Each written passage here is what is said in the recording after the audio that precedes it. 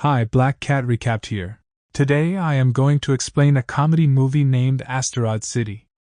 The film commences with a TV show host presenting a televised production of the play Asteroid City, penned by renowned playwright Conrad Earp. Conrad gives an overview of the play's setting, which unfolds at the Junior Stargazers Youth Astronomy Convention during a summer.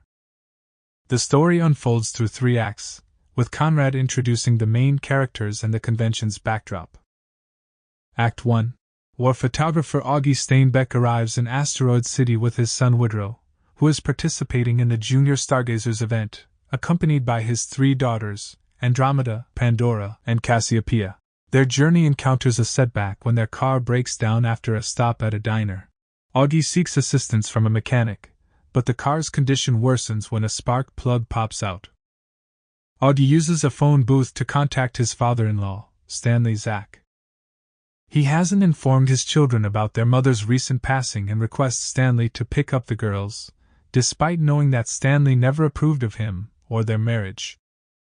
Other families arrive for the convention, including actress Midge Campbell and her daughter Dinah, J.J. Kellogg and his son Clifford, Roger Cho and his son Ricky, and Sandy Borden and her daughter Shelley, who looks up to Midge. Additionally, a school bus full of elementary schoolers, led by their young teacher June Douglas, and a group of cowboys join the gathering, all attended to by the motel manager.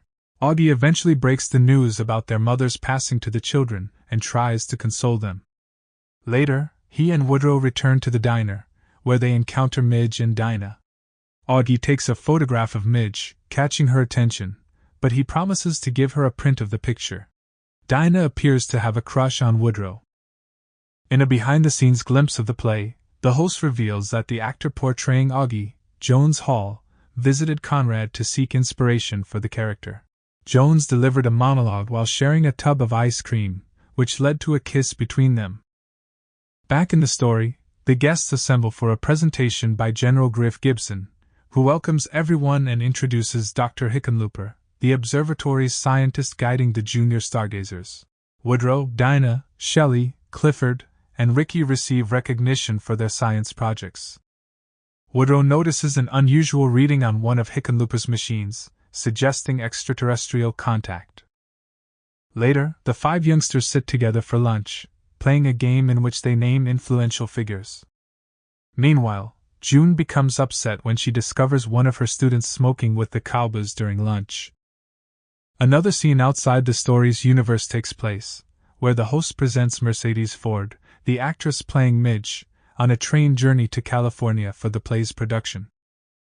The understudy taking on the role of Woodrow visits Mercedes to deliver a letter from the play's director, Schubert Green, offering an apology for his previous treatment of her.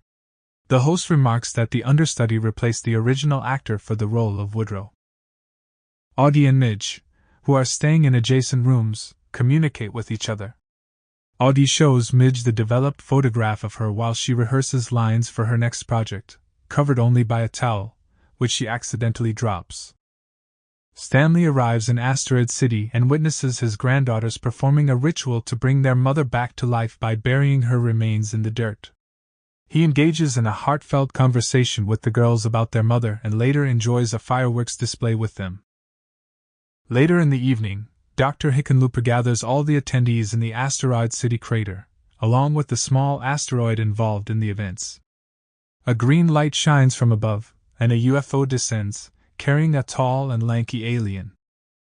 The alien surveys the area without uttering a word and takes the asteroid before flying away, but Augie manages to snap a picture of the alien. Act 2. Asteroid City is placed under quarantine following General Gibson's orders, and all the guests undergo medical and psychiatric evaluations. News about the events in Asteroid City spreads across the country. June attempts to explain the alien's appearance to her students, and the lead cowboy, Montana, comes to her aid, leading to a noticeable mutual attraction between them. Woodrow and Dinah visit the observatory and operate the telescope together. Dinah opens up to Woodrow about her feelings towards her mother, while Woodrow discusses his relationship with his father. Augie and Midge's bond deepens as he develops another photograph of her. He also worries about the quarantine and the alien situation. The junior stargazers bribe a soldier to let them use a phone and, utilizing their inventions, contact someone from their school's newspaper to spread the word about the events in town. During Act II's intermission, a scene depicts Schubert working on the play's production. He is visited by his ex-wife Polly, who expresses that she still loves him but is affected by his womanizing habits. Schubert later joins Conrad and the cast to meet with the renowned acting coach Salzburg Keitel. Act III. Amid escalating tensions in Asteroid City, JJ, Sandy, and Roger become apprehensive and come across their children's inventions, including a jetpack and a laser ray, with intentions of using them against the military. Meanwhile, other groups, like June's students, try to make the best of the situation, with the kids creating a song that the Cowboys help perform. During this time, June and Montana share a dance together. Stanley and Augie have a heartfelt conversation, and Stanley, despite not being Augie's biggest supporter, expresses his willingness to let Augie and the kids stay with him because it's what Stanley's late daughter would have wanted. General Gibson gathers the attendees in an attempt to lift the quarantine, but their hopes are dashed when the alien returns to drop the asteroid back into the crater. When Gibson attempts to reinstate the quarantine, the attendees revolt, and the parents utilize their kids' inventions to confront the military. Woodrow takes the opportunity to use his invention to display his and Dinah's initials on the moon, and they share their first kiss. On the opening night of Asteroid City, Jones discusses with Schubert his struggle to understand Augie's motivation, particularly a scene where Augie deliberately puts his hand on a hot grill in front of Midge. Schubert advises Jones to keep up the performance. Jones takes a break on the fire escape and encounters the actress originally supposed to play Mrs. Steenback, who delivers poignant lines from her cutscene, offering Jones some motivation. The host later announces that near the end of the play's run, tragedy strikes as Conrad dies in a car crash.